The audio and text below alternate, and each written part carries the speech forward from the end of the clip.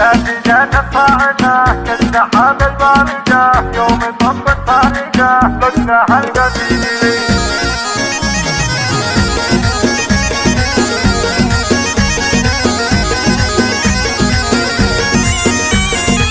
جتكم الصاعقة جات الصاعقة كالسحاب البارقة يوم طبت فارقة لجنها القسيلة حرك دنيا المترفة جات بنت الشيخ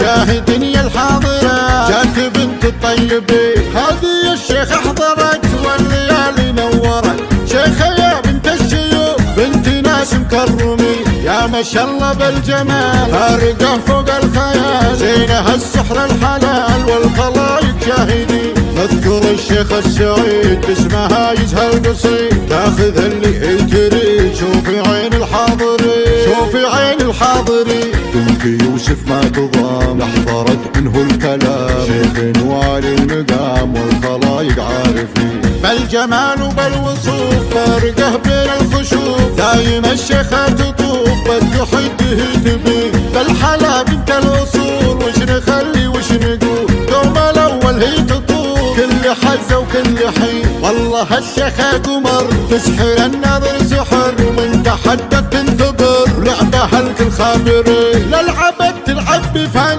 والبني له قفن العذاره جفلا من يسار ومن يمين تشعل اجواء الحفل عنها الكل ما غفل منها يشيب الطفل يركض بليس اللعين يركض بليس اللعين.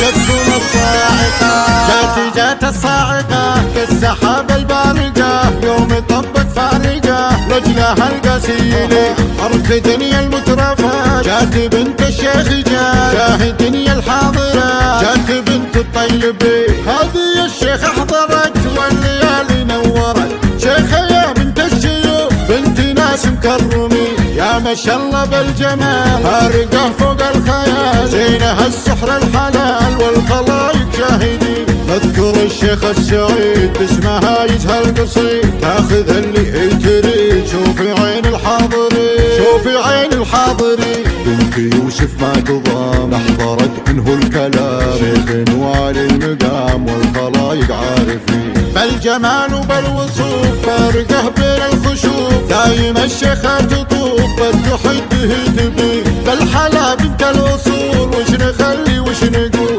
دوم الاول هي تطوف كل حزه وكل حين والله الشيخة قمر تسحر النظر سحر من تحدك تنتظر لعبها الكل خابرين للعبت تلعب بفن والبني له قفن العذاره جفلا من يسار ومن يمين تشعل اجواء الحفل عنها الكل ما غفل منها يشيب الطفل يركض بليس اللعين يركض بليس اللعين.